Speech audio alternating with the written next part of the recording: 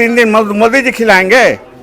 वो संवैधानिक छुट्टी दे रहे हैं क्या कि छुट्टी दे रहे हैं और 3 दिन हम घर से खिलाएंगे? मजदूरों के मान सम्मान अधिकार की लड़ाई तेज करो, तेज करो, तेज करो। मजदूरों के मान सम्मान अधिकार की लड़ाई तेज करो, तेज करो। इस संविधान को नहीं मानता हूं, मनुस्मृति हमारा संविधान है।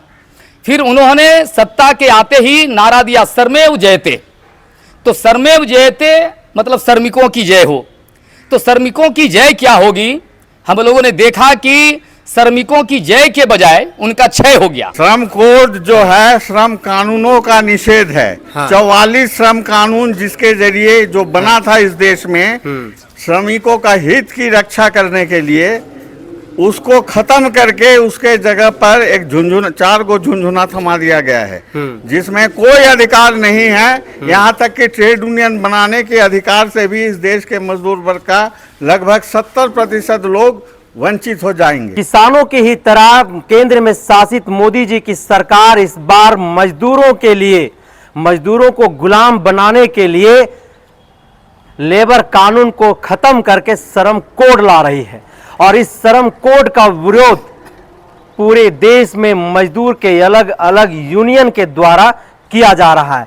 इसी तरह झारखंड में झारखंड निर्माण मजदूर यूनियन इसका विरोध कर रहा है और आज इसकी बैठक झारखंड के पुराना विधानसभा के विधायक क्लब में किया जा रहा है, जिसमें सैकड़ों की संख्या में मजदूर यहां पर आए हुए हैं। और मोदी जी के द्वारा जो लेबर कानून को खत्म करके श्रम कोड लाया जा रहा है, उस कोड के खिलाफ में लोग यहां पर आगे की रणनीति पर बातचीत करेंगे। हमारे साथ भुवनेश्वर केवट जी हैं, अभी इनसे बातचीत करके समझते हैं श्रम कोड के खिलाफ आप लोग यहां पर आज 1 दिवसीय बैठक कर रहे हैं। आखिर क्यों श्रम कोड के खिलाफ आप लोगों के अंदर इतना आक्रोश क्यों है? देखिए, मोदी जी जिन चीज़ों की तारीफ किए हैं तो उसका वो बंटाधार कर दिए हैं। जिस समय वो पहली बार संसद में प्रवेश किए उस समय वो संविधान की जो किताब है उनको प्रणाम करके संसद के अंदर में प्रवेश कर गए। और हम लोगों ने देखा कि कुछ ही दिन पार हुआ कि पूरे संविधान को संशोधन करने की बात होने लगी और लोगों ने कहा कि मैं इस संविधान को नहीं मानता हूं, मनुस्मृति हमारा संविधान है। फिर उन्होंने सत्ता के आते ही नारा दिया सर्वमेव जयते। तो सर्वमेव जयते मतलब श्रमिकों की जय हो। तो श्रमिकों की जय क्या होगी? हम लोगों ने देखा कि श्रमिकों की जय के बजाय उनका क्षय हो गया। आप देख लीजिए, वो धनबाद गोमो रेल लाइन खंड में जो मौत हुई मजदूरों की, 6 मजदूरों की मौत हो गई। बालासोर में भी घटना हुई, 300 से ज़्यादा लोग मारे गए और उसमें भी लाशें छुपा करके, आंकड़े छुपा करके और कोशिश की जा रही है कि इतने लोगों की मौत हुई है। ठीक उसी तरह से जो देश के जो श्रमिक वर्ग हैं, जो पूरे देश का विकास कर रहे हैं, फैक्ट्रियों के कारखाने, चिमनियों के धुएं, इनकी मेहनत से चलती है। और हम लोग देख रहे हैं कि खास करके मोदी जी अपने बड़े जो कारपोरेट जो मित्र हैं अडानी और अंबानी के लिए लगातार वो फिक्रमंद हैं और दिल खोल करके वो यानी एनएमपी मौद्रीकरण पाइपलाइन योजना, जिसमें देश की संपत्तियों का यानी रुपये के रूप में कैश करने के लिए उन्होंने स्कीम लेकर के आए और कहा कि 6 लाख करोड़ कमाएंगे। और हम लोगों ने देखा कि रेल हो, नेशनल हाईवे हो, एयरपोर्ट हो, बीएसएनएल हो, तमाम देश की हमारी जो संपत्ति थी, जो कहते हैं कि 70 साल में कुछ नहीं किया, अरे 70 साल में ही वो सारे तय हुए थे जो आज वो एक एक करके बड़े कॉर्पोरेट कंपनियों के हाथों में बेचने का काम कर रहे हैं।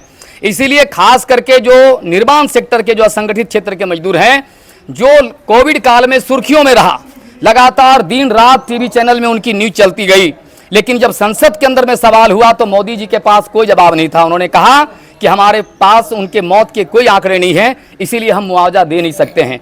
तो ये उनकी दोहरी जो नीति है, कहते कुछ है करते कुछ है, कथनी और करनी में जो घोर असमानता है, तो इसके खिलाफ आज झारखंड निर्माण मजदूर यूनियन जो एकटू से जुड़ा हुआ है उनका सम्मेलन हो रहा है। हम लोग कह रहे हैं कि ये 4 लेबर कोड अगर लागू हो गया तो देश के 70% से ज़्यादा संस्थानों में जो मजदूर काम कर रहे हैं वो श्रम कानून से बाहर चले जाएंगे। तब वही होगा, खाता ने बही जे मालिक कहे वो सही। तो वो राजपाट फिर से मोदी जी लाना चाह रहे हैं और देश का मजदूर वर्ग इस जद्दोजहद पे है कि हम लोगों ने राजशाही भी देखी है, हम लोगों ने जमींदारी प्रथा भी देखी है, हम लोगों ने जो है यानी माफियाओं की गुंडागर्दी भी देखी है, और बहुत लड़ करके मजदूरों ने बहुत वर्षों के संघर्ष के बाद यानी श्रम कानून बने थे। इन तमाम श्रम कानूनों को सरकार खत्म करके जो एक तरह से गुलामों की फौज खड़ा करने की कोशिश कर रही है, इसके खिलाफ बगावत की पूरी ये लहर तय होगी। और 9 अगस्त, ये अगस्त महीने अंग्रेजों भारत छोड़ो को नारा जो देश के अंदर में हुआ था, हम 10 अगस्त को पूरे देश के जितने कमाने खाने वाले जो मजदूर वर्ग है पूरा महापड़ाव करेंगे और मोदी सरकार को बाध्य करेंगे। और इससे बात नहीं बनेगी तो मोदी सरकार को चैन से नहीं बैठने देंगे। और इसके लिए हम लोगों ने इस साल के अंत में जरूरत पड़ेगा तो पूरे देश का चप्पा चप्पा, चिमनियां, फैक्ट्रियां, कल कारखाने, पूरा रेल, सेल, LIC, GIC सारे चीजों को ठप करके मोदी जी को बता देंगे कि देश मजदूर चलाता है। आप अभी आए हैं, पता नहीं कब तक हैं, फिर वो चले जा सकते हैं। आपसे देश नहीं है, आपसे देश नहीं है, देश है तब आप हैं। मजदूर और किसान मिलकर के पूरा हिंदुस्तान का निर्माण करते हैं, और उसके अधिकार पर अगर हमला करने का काम करोगे तो ये चुपचाप बैठने वाले नहीं है। संघर्ष की एक नई यानी एक पैमाना तय करने के लिए आज झारखंड निर्माण मजदूर यूनियन का सम्मेलन, 5वां सम्मेलन आज हम लोग यहाँ पे कर रहे हैं। मोदी जी जो बात करते हैं अंत्योदय का, गांव के आखिरी व्यक्ति की समृद्धि का, उसकी शक्तिकरण का, उसके विकास का, आखिर वो क्या है फिर?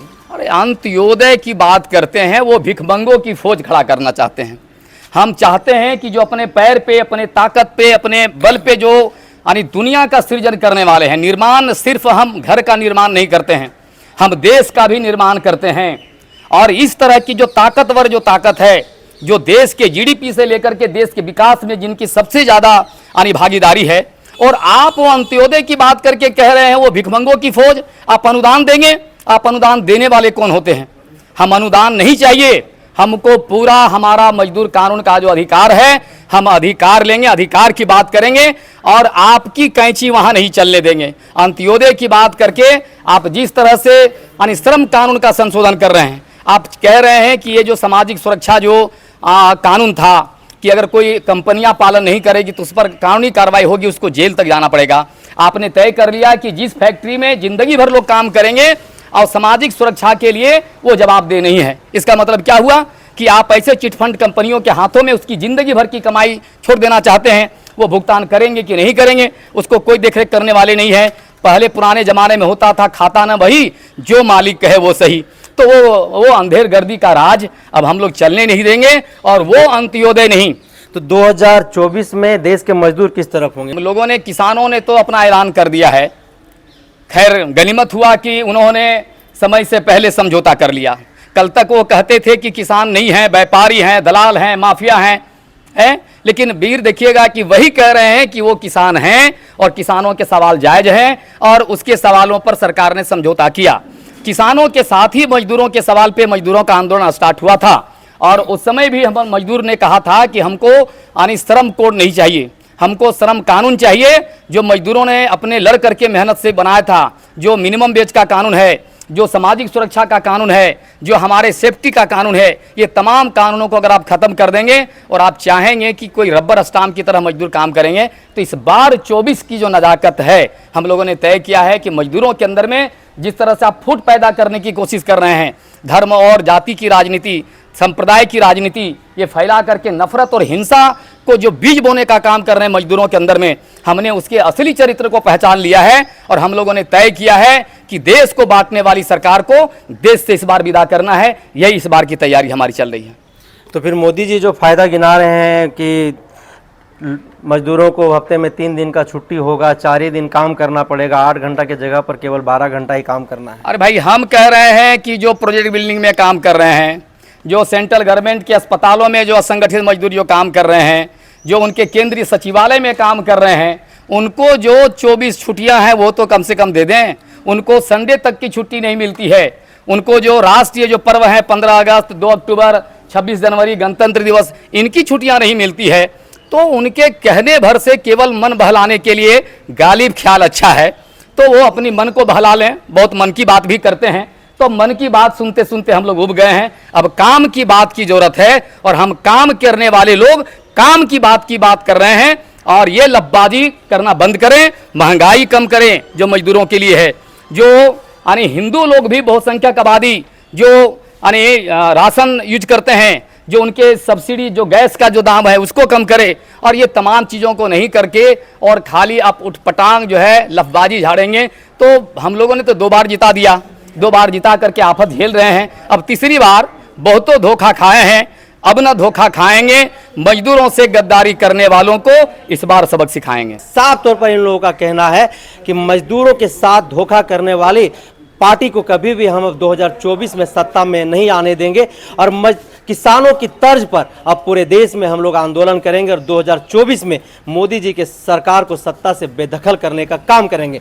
हालांकि ये तो भविष्य के गर्भ में है, लेकिन जिस तरह से किसानों के तर्ज पर अब पूरे देश के मजदूर संगठित होकर के आंदोलन की आगाज कर दिया है, ऐसे में यह भी समझा जा सकता है कि मोदी जी के लिए कहीं से भी यह उचित नहीं है। मजदूरों से जुड़ी यह ऐसी अन्य समस्याएं हम आप तक पहुंचाते रहेंगे, तब तक आप बने रहिए हमारे साथ। जोहार। श्रमिक कोड से क्या नुकसान है बताइए? श्रम कोड जो है श्रम कानूनों का निषेध है। हाँ। 44 श्रम कानून जिसके जरिए जो बना था इस देश में श्रमिकों का हित की रक्षा करने के लिए, उसको खत्म करके उसके जगह पर एक 4 को झुंझुना थमा दिया गया है, जिसमें कोई अधिकार नहीं है। यहाँ तक कि ट्रेड यूनियन बनाने के अधिकार से भी इस देश के मजदूर वर्ग का लगभग 70% लोग वंचित हो जाएंगे। ये है नुकसान। ये नुकसान तो मोदी जी तो बोल रहे हैं कि लोगों को हफ्ता में 3 दिन छुट्टी रहेगा। इससे छुट्टी रहेगा तो उससे क्या हो जाएगा? वो 3 दिन मोदी जी खिलाएंगे?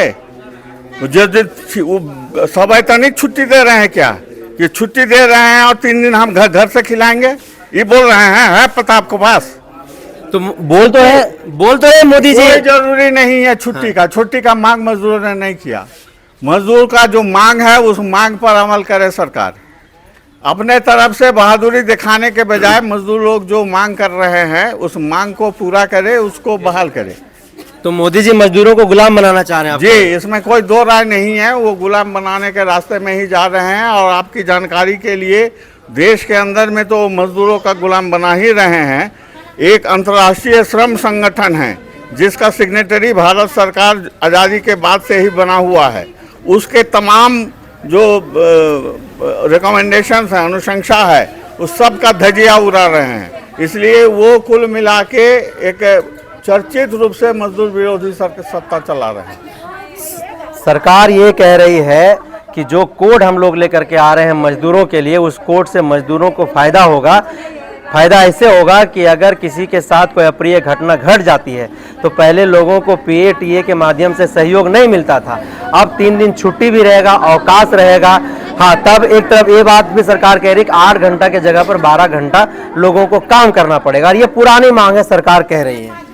हम कह रहे हैं वो सरकार तो अपने बारे वही सब कहेगी ना, जो हर सरकार यही सब कहती है।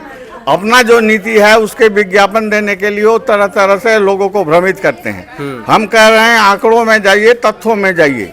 ये जो 9 साल लगभग हो रहा है, इस 9 साल में मजदूरों का जो रियल जो वास्तविक आमदनी है उसका क्या हाल है, उस पर जांच कीजिए।